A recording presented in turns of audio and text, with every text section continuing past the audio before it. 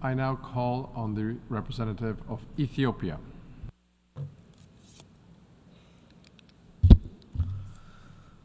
Mr. President, I take the floor in the exercise of right of reply against a statement delivered by a representative of Egypt against my country, Ethiopia.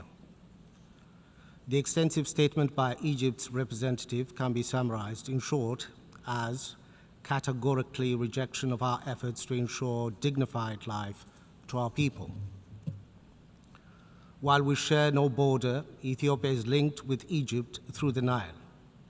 We believe Nile is a solemn nexus between our countries that ought to create shared peace and prosperity to the people of our sisterly countries. It's never Ethiopia's intention or conduct to create tension and hostility towards Egypt. The Speaker, as stated from his statement, had made it clear to this Assembly Egypt's position against the universally accepted principle of permanent sovereignty of states over their natural resource and their right to use it for the benefit of their people. The people of Ethiopia, using their own finances, built the Grand Ethiopian Renaissance Dam.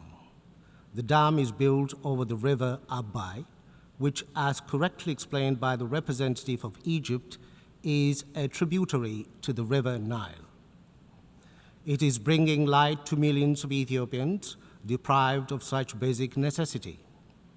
It is bringing integration to our region through energy, trade, and connectivity.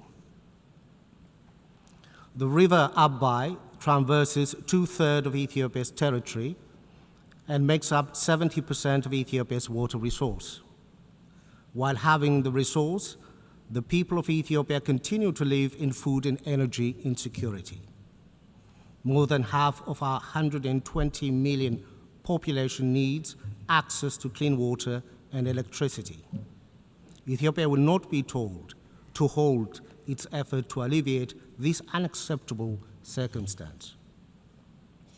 We will not be told our people do not deserve a dignified life. Ethiopia recognizes the River Nile is a transboundary water resource that must be used by all riparian countries based on the principle of equitable and reasonable utilization. Transboundary resources are also best managed based on basin-wide arrangements agreed to by riparian countries. When it comes to these principles of international law, we see paradox in the Nile Basin. Ethiopia, an upper riparian country that contributes 85% of the flow to the Nile, and the other 8 source countries seeks cooperation based on international law. Egypt, the lower riparian country that contributes no flow to the resource, relentlessly works against cooperation and undermines international principles. It advocates for monopoly based on colonial era arrangements, seeks a veto over the water development efforts of the countries that originate the water.